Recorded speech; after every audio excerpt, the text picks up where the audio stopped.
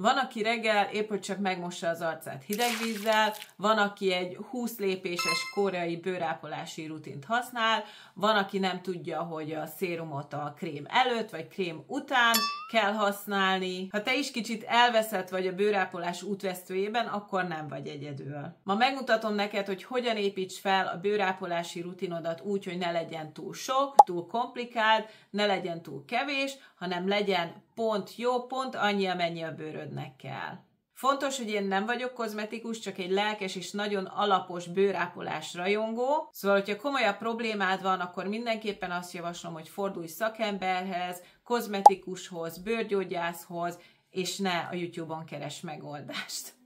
Ez a videó azoknak szól, akik szeretnék tudatosan és logikusan felépíteni a bőrápolási rutinjukat a bőrtípusuknak megfelelően. Azért, hogyha elmúltál 40 vagy 50, akkor tudod, hogy a bőröd nem ugyanolyan, mint 20 évesen. De ez egyáltalán nem baj. A bőrünk sokat tudna mesélni, nevetésről, sírásról, az életünkről, vidám nyarakról, stresszes hétköznapokról, hétfőkről, meg szerelmes szombatestékről. Így van? És ahogy változik a bőrünk, úgy kell változnia a bőrápolási szokásainknak is. Már nem feltétlenül csak a bőrtípusnak megfelelő ápolása fontos, hanem az is, hogy feltöltsük a bőrt, kisimítsuk, megelőzzük a ráncokat, konzerváljuk az időt, hogy a bőröd telt, egészséges és ragyogó legyen, kortól függetlenül. Gyorsan szaladjunk végig a lépéseken, amik szükségesek egy hatékony bőrápolási rutinba, a hatóanyagok közül pedig alapvetőeket fogok említeni, talán egy-két extrát is. A lényeg itt az, hogy megépítsd, hogy hogyan épülnek egymásra a lépések, és aztán természetesen ezt teljesen saját magadra szabhatod, kiválaszthatod azokat a hatóanyagokat, amik a te specifikus bőrödnek szükségesek, a saját bőr céljaidnak megfelelőek. Hogyha ehhez szeretnél egy kis segítséget, nézd meg ennek a sorozatnak az első 2 részét. Lehet, hogy abban is találsz olyat, ami érdekes vagy hasznos lehet. Ott bővebben beszélünk a hatóanyagokról. Most csak ezt a rutin felépítést szeretném megmutatni nektek, és először tényleg menjünk csak végig a lépéseken, mert talán ez a legfontosabb, és utána pedig fogok adni 1-2 tippet bőrtípusnak megfelelően is. Na kezdjük! Az is nagyon fontos, hogy itt most nem márkákról beszélünk, hanem az alaplogikáról, amiben bármilyen márkát be tudsz passzintani. A lényeg a sorrend, a funkciók, hogy mi miért fontos, hogy tényleg hatékony legyen, amit használsz. Szóval az első lépés minden bőrtípusnak a tisztítás. Én nagyon fontosnak tartom, hogy reggel is megtisztítsuk a bőrünket méghozzá alaposan. Nagyon sokan ezt a lépést kihagyják, mert úgy gondolják, hogy hagyják még hatni az este felkent komoly szérumokat, krémeket. Én meg úgy vagyok vele, hogy főleg egy bizonyos kor után, amikor már benne vagy a menopauzába is, azért előfordul, hogy megizzadunk éjszaka, a párnáról mindenféle baktériumok rákerülnek az arcunkra, szóval szerintem nem annyira higiénikus rajta hagyni ezt a hosszú éjszakák nyomát az arcunkon, úgyhogy én fontosnak tartom azt, hogy alaposan megtisztítsuk a bőrünket reggel is. Reggel mindenképpen valami gyengéd, enyhén habzó vagy krémes lemosót érdemes választani, majd itt beszélünk erről a bőrtípusoknál. Este pedig egy dupla tisztítást, egy olajos tisztítást, amivel eltávolítod a sminket, vagy esetleg a rárakódott szennyeződéseket, és utána egy vízes tisztítás, amivel tényleg minden maradékot eltávolítasz. Semmiképp se használj szappant, vagy alkoholos termékeket, vagy illatosított tusfürdőt, mint a férfiaknak a nagy része, hanem kifejezetten arcbőrre készült tisztító termékeket használj. Nem akarjuk kiszárítani a bőrt már a legelején. A második lépés a tonizálás. Tudom, hogy sokan félnek az arctoniktól, mert van egy ilyen berögződés, hogy a tonik az alkoholos, és hát ez nyilvánvalóan nem jó az arcbőrnek, de a mai modern tonikok vagy eszenciák, ezek teljesen más jellegű készítmények. Ezek már elkezdik a hidratálást, helyreállítják a bőr pH értékét, és gyakorlatilag előkészítik a bőrt a következő lépéshez. Az nagyon jó, hogyha hidratáló tonikot használsz, amiben van pantenol esetleg, vagy hialuronsav, vagy akár rózsavíz. Következő lépés a hatóanyag bomba, most jönnek a szérumok. Itt kétféle szérumot fogunk megkülönböztetni, vannak a vizes szérumok, illetve az olajos szérumok. szérumok. A vizes szérumok például a C-vitamin, a niacinamid, vagy akár a peptidek, a zsíros, olajos szérumok pedig a retinol, a csipkebogyó, szkvalán, bakucsiol, ezek mind olajos szérumok, és ezeknek a szerepe vagy a helye máshol van a bőrápolási rutinban. Mindig a könnyűtől a nehéz felé haladj, egyébként ez a sminkelésben is ugyanígy van, tehát a könnyű, vizes dolgoktól megyünk az egyre nehezebb dolgok felé.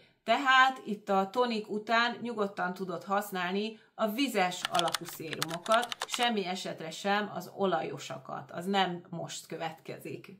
És akkor következik a szérumok után a hidratálás, a hidratáló krém, mindenkinek kell, könnyű, géles állag a zsíros vagy a kombinált bőrre, egy kicsit testesebb a vízhiányos száraz bőrre. Általában glicerin, pantenol, hialuronsav, ceramidok, ezek a jó hatóanyagok egy jó hidratáló krémben.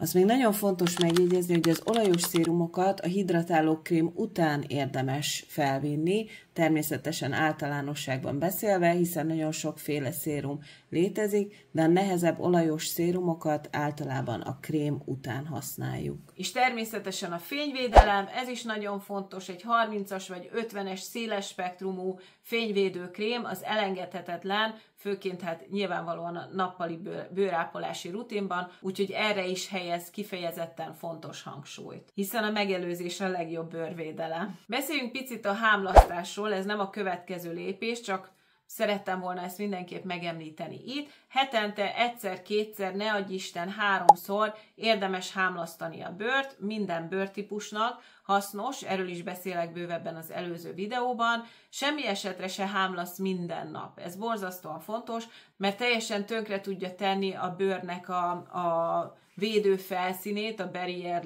rétegét, és ezzel sokkal nagyobb problémát okozol, mint amennyit megoldasz. Úgyhogy teszteld a bőrödet, hogy mennyire érzékeny, és egyszer-kétszer használjál nyugodtan ilyen hámlasztó termékeket, mindenképpen okosan járj el velük. Ezekből is kétféle típus létezik, ugye van a kémiai, illetve a fizikai hámlasztó. A kémiai hámlasztók azok savak, mint az AHA vagy a BHA, a fizikai pedig ugye ezek a kis szemcsés bőrradírok. Döntsd el, hogy neked melyik az, amelyik szimpatikusabb. Én magam egy héten egyszer szoktam hámlasztani, mert az én bőröm elég érzékeny, és nem akarom túlterhelni vele, és ez a heti egy hámlasztás nekem bőven elég. Az is nagyon-nagyon fontos, hogy ne használd, hogyha irritáció van a bőrödön, kiütés, gyulladás, akné, ilyenkor nem szabad használni, akkor sem, hogyha esetleg kicsit leégtél a napon, vagy hámlasz, ilyenkor jobb kihagyni ezt a lépést. És az is nagyon fontos, hogy ezeket a savakat mindenképpen este szabad használni, semmi esetre sem menjünk vele napra, és az is fontos ugye, hogy mit mivel használunk együtt, erről is az előző videóban bővebben beszéltem. Na hát kezdjük is el a zsíros vagy kombinált bőrre. Igen, ez a típus, a zsíros bőr is létezik 50 fölött is, nem csak a tínédzsereké ez a kiváltság, és ez a bőrtípus nagyon gyakran társul vízhiánnyal, vagy érzékenységgel, vagy a hormonális változások általi bőrproblémákkal. A cél kiegyensúlyozni a fagyútermelést, megelőzni az esetleges gyulladásokat, és természetesen finomítani a ráncokat, elkerülni a pigmentfoltokat, feszesíteni az arckontúrt. Úgyhogy nézzük, mi lenne a legjobb reggeli rutin a zsíros vagy a kombinált bőrhöz. Na de hogy is néz ki egy zsíros bőr? Honnan lehet felismerni? Általában a zsíros bőr az fénylik, különösen itt a T-zónában, ez a kombinált bőrnél is ugyanígy van. A különbség az, hogy a kombinált bőrnél az orca rész az lehet száraz. Gyakran találkozhatunk eltömődött pórusokkal, gyulladásokkal, pattanásokkal, miteszerekkel, úgyhogy ennél a bőrtípusnál nagyon fontos a tisztítás, illetve azt, hogy tényleg mélyen megtisztítsuk a pórusokat. Ha podcastként hallgatod ezt a videót, akkor most majd érdemes lesz néha-néha rápillantani a képernyőre, mert be fogok tenni 1-2 termékjavaslatot, ami szerintem jó lehet a bőrtípusodnak, de egyébként minden terméket be fogok linkelni a videó alá is, hogy könnyebben megtaláld. A lemosónál használj egy gyengéd, pH-barát lemosót, egy habzó lemosót. Ez el fogja távolítani a szennyeződéseket, illetve kiegyensúlyozza a fagyú termelést, anélkül, hogy szárítana. Toniknál mindenképpen egy alkoholmentes tonikot válasz, ami nem irritálja, illetve szárítja ki a bőrfelszínt, és tartalmaz esetleg nyugtató anyagokat, mint a pantenol, a zöld tea vagy niacinamid. Ezek már így segítenek szabályozni a fagyútermelést, és előkészítik a bőrt a következő lépésre. És jöhetnek a szérumok, a kis bőrbombák. A zsíros bőrnek nagyon jó a niacinamid, hiszen ez is kiegyensúlyozza a fagyútermelést, összehúzza a pórusokat, mattít, nagyon jók a peptidek, ugye, amik szintén nagyon jó anti-aging hatóanyagok, feszesítenek, csökkentik a ráncokat. Akár a C-vitamin is egy nagyon jó kis szérum lehet a zsíros, illetve kombinált bőr számára. És ezután jöhet a hidratáló krém, nyilvánvalóan egy nagyon könnyű, géles állagú, egyáltalán nem zsíros hidratáló krémre van itt szükség, ami tartalmaz vízmegkötő és nyugtató összetevőket. Természetesen a hialuronsav az alap, szkvalán, zöld tea kivonat, CBD, Q10, ezek mind nagyon jók lehetnek egy nappali hidratáló krémben. Fényvédőnek válasz egy könnyű, mattító hatású, legalább 30-as vagy 50-es széles spektrumú fényvédőkrémet. Fontos, hogy ne tömítse el a pólusokat, de azért mindenképpen adjon megfelelő védelmet. Az esti rutinnál szintén ugye a lemosással kezdünk, az első lépés egy olajos lemosó, a második ez egy vizes lemosás, nyugodtan használhatod azt, amit reggel használtál, ezt a kicsit habos, pH-barát, nagyon könnyed tisztítót. Az esti tonik az lehet egy kicsit erőteljesebb, lehet benne egy 2% szalicilsav, tehát itt már egy picit komolyabb behatás alá vetjük a bőrt. A szalicilsav az nagyon jól tisztítja a pórusokat, nem engedi eldugulni őket. Természetesen akkor, hogyha tolerálja a bőröd, mert azért ezek már egy picit durvább hatóanyagok. Az esti rutinba érdemes beilleszteni a hámlasztást. A hámlasztásnál használhatsz BH-ot, hogyha ezeket használod, akkor mindenképpen pantenol alapú szérumot, vagy peptideket javaslok, tehát amikor savakat használsz, akkor nyugodtan használj egy kicsit nyugtatóbb szérumokat. Hogyha nem savazol, akkor jöhet a bakucsiol, vagy a retinol. Ugye a savakat is, ezeket a retinolos anti-aging termékeket nem igazán érdemes együtt használni, mert nagyon meg tudják bolygatni a bőrnek a kémiáját, úgyhogy ezeket érdemes külön választani. Este pedig jöhet egy könnyű hidratálókrém, egy nyugtató hidratálókrém, akár CBD-vel is, az nagyon segít az irritált, gyulladásra hajlamos bőrnek, vagy akár ceramidokban is gondolkodhatsz, hialuronsav mindenképp legyen benne, és hogyha esetleg zsíros, de vízhiányos bőröd van, akkor zárd le ezt az egészet egy csepp szkvalánnal, azokon a részeken, ahol leginkább tapasztalod ezt a vízhiányos érzetet. Bocs, hogy megállítom ezt a nagyon érdekes videót, de hát lehet, hogy először jársz itt, és nem találkoztunk még, úgyhogy gyorsan bemutatkozom neked. Én Virág vagyok, sminkes és stylist, jelenleg Stockholmban élek, itt is dolgozom, és Svédország legnagyobb sminkiskolájában vagyok vezető sminktanár, amit imádok csinálni, és ezen a csatornán főként sminkkel, divattal, stílussal kapcsolatos dolgokkal foglalkozunk, főként 40-50 fölötti hölgyek szempontjából, úgyhogy ha érdekelnek ezek a témák, és te is a mi korunkbeli vagy, akkor szerintem érdemes bekövetned a csatornát, érdemes feliratkoznod, és megnyomni a kis csengőcskét is, mert nagyon szuper jó videókkal készülök, és nem akarsz róla lemaradni, ebben biztos vagyok. Előre is köszi. A vízhiányos bőr az egyik leggyakoribb bőrtípus 50 fölött, kicsit fakóbb bőrtónus, rugalmatlanabb, nagyobb a vízvesztés, mélyebbek a ráncok, lassúbb a regeneráció. A legfontosabb az intenzív hidratálás, az antioxidáns védelem, és természetesen a sejtszintű megújulás, úgyhogy ezek lesznek itt a fókuszban. A lemosásnál már gyengédnek kell lennünk, használhatsz micellás lemosót, vagy krémes állagú lemosót, ami tényleg gyengéd a bőrödhöz, és már itt elkezdődik a hidratálás. Használj rétegezhető, hidratáló eszenciát vagy tonikot, hialuronsavval, glicerinnel, bétaglukánnal. Ezek támogatják a vízmegkötést a bőr mélyebb rétegeiben is. Jöhetnek a szérumok, a C-vitamin segít a ragyogóbb bőr létrehozásában, hogy ne legyen olyan fakó. A Q10 védi a sejteket az öregedéstől, és a peptidek pedig feszesítenek, ráncot csökkentenek, és helyreállítják a kicsit finomuló arckontúrt. Hidratálónak választ egy kicsit gazdagabb textúrájú hidratáló krémet, amiben van hialuronsav, szkvalán, E-vitamin, CBD, ezek mind nagyon segítenek visszatáplálni a bőrt, megnyugtatják és kisimítják, és hidratálják ezt a nagyon érzékeny, száraz és vízhiányos bőrt. Fényvédő az legyen 50-es, széles spektrumú fényvédő krém, amiben vannak antioxidánsok is lehetőség szerint. Elengedhetetlen, hogyha szeretnénk elkerülni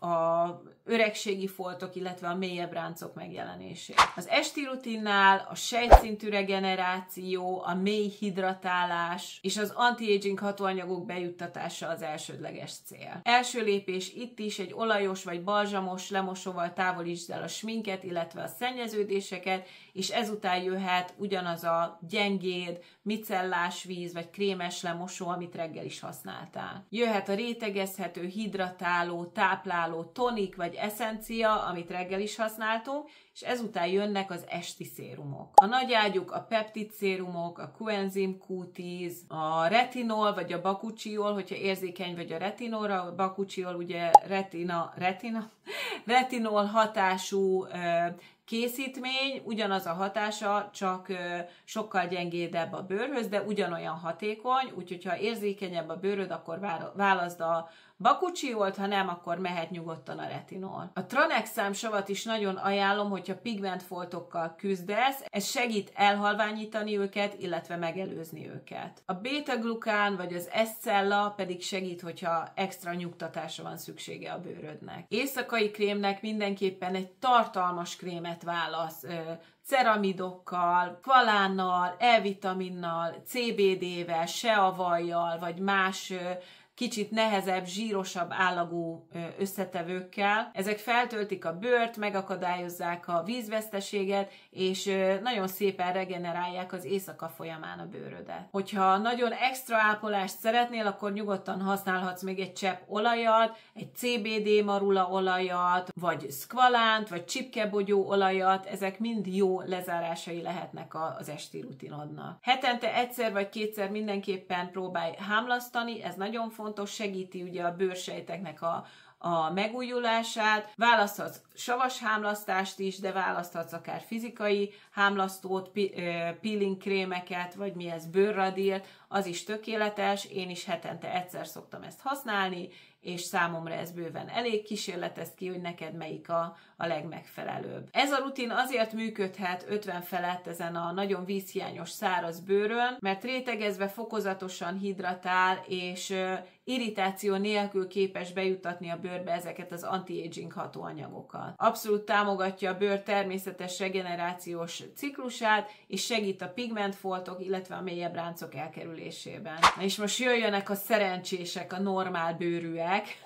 Vannak még bizony ilyenek, kihaló félbe, de azért még vannak. A normál bőrnél igazából a megelőzés és a szinten tartás a kulcs, ez a legfontosabb. Hidratálás, ragyogás, anti-aging kezelés, feszesítés, ezekre fogunk fókuszálni. Lemosónál itt is egy krémes, gyengéd lemosót javaslok, ami semmi esetre sem szárítja ki a bőrt. Jöhet egy könnyed tonik, egy hidratáló tonik, pantenollal, rózsavízzel, hialuronsavval, csak egy kis extra hidratálás, hogy helyreállítsuk a bőr pH értékét. Jöhetnek a szépítő szérum bombák, a C-vitamin a ragyogásért, a Q10 a sejtvédelemért, peptidek a feszesítésért, itt aztán bevethetünk minden igazi nagy ágyút. Ezeknek a kombinációja tényleg látványosan javítja a bőr textúráját 40 vagy 50 felett. Jöhet a hidratáló krém, legyen ez egy közepesen nehéz krém, ami tartalmaz antioxidánsokat, gyulladást csökkentőt, akár CBD-t is. Ezek segítik a bőr természetes védekező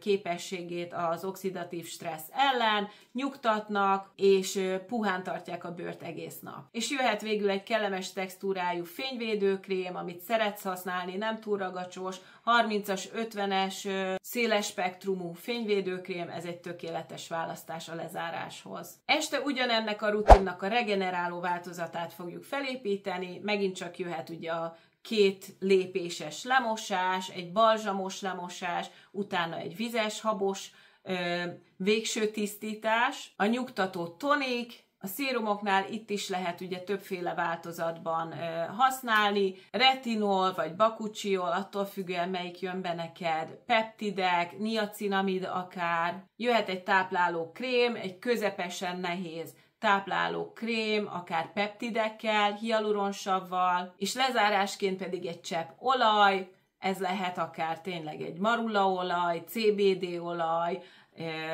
szkvalán akár, és ezzel meg is vagy, készen is van az esti rutin. Szóval látjátok, azért annyira nem egy ördögtől való, borzasztóan nehéz dolog ezt átgondolni, hogy mi is a helyes lépés a megfelelő rutin kialakításához. Csak szimplán egy átgondolt és logikus lépésekből álló sorozat, ennyi a lényeg, nem kell 20 lépésből álló koreai bőrápolás, csak egy pár dolog tényleg, ami ahhoz kell, hogy kordában tud tartani a bőrödet. Szóval, hogyha eddig mindig elveszettnek érezted magad itt a TikTokos, nem tudom milyen hosszú bőrápolási rituálék között, akkor most már tudod, hogy hogyan lehet tényleg tudatosan és okosan felépíteni a saját rutinodat. Természetesen ezt aztán úgy variálod, ahogy akarod, olyan hatóanyagokat hozhatsz be, ami a te bőrödnek a legmegfelelőbb. Ez tényleg csak egy alapmankó, hogy hogyan gondolkodjál, amikor választod a termékeket a saját bőrödhöz. Szóval tényleg ahhoz, hogy ragyogó legyen a bőröd akár 40-50 fölött is, elég egy kis odafigyelés, néhány tudatos döntés,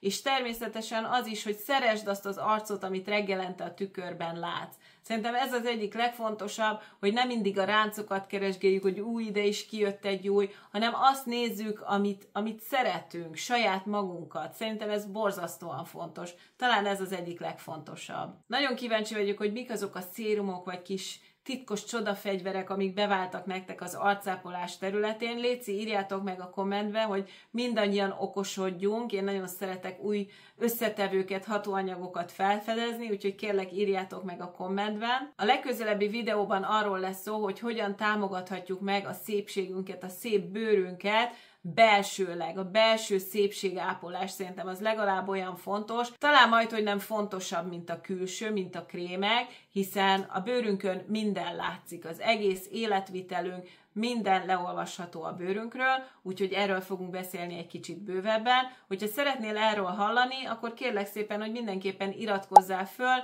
nyomd meg a csengőcskét is, mert így fogsz kapni értesítést arról, hogyha feltöltöm ezt az új videót, és nem akarsz róla lemaradni nyilvánvalóan, igaz?